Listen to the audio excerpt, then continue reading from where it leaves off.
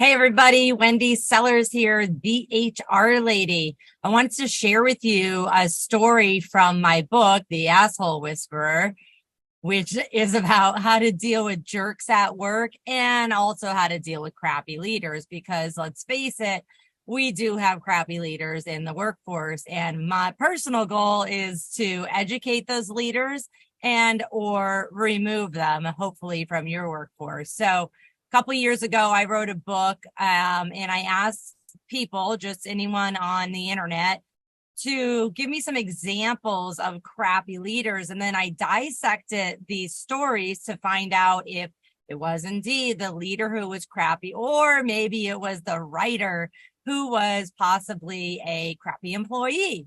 So one of my stories, it is again a true story that was submitted.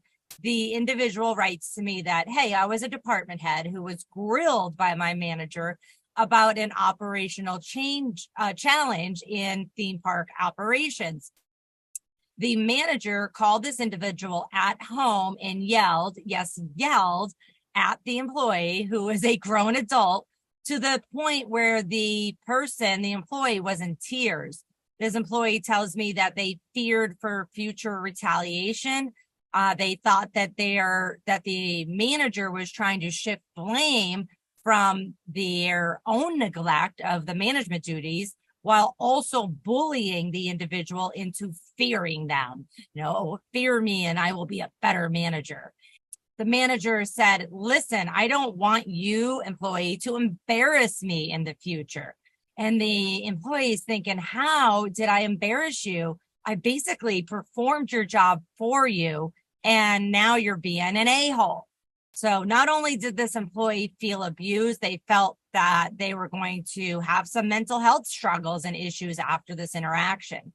So my, response and my reaction to this story is that any manager who literally yells at an employee is indeed an asshole.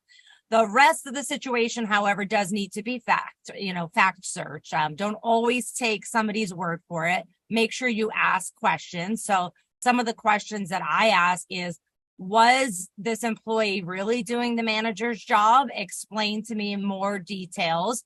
What part of the job do you think you were doing that was the manager should have been doing and not you?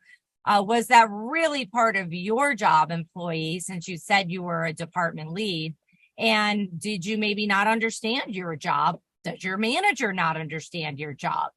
None of it matters in the end if the manager actually is yelling at an employee or even yelling at a coworker, because yelling at someone could be considered bullying and intimidation. It could also be maybe considered illegal discrimination if, for example, they only yell at females, or they only yell at certain people of certain ages, or maybe race, or even sexual orientation. So that can get into discrimination category.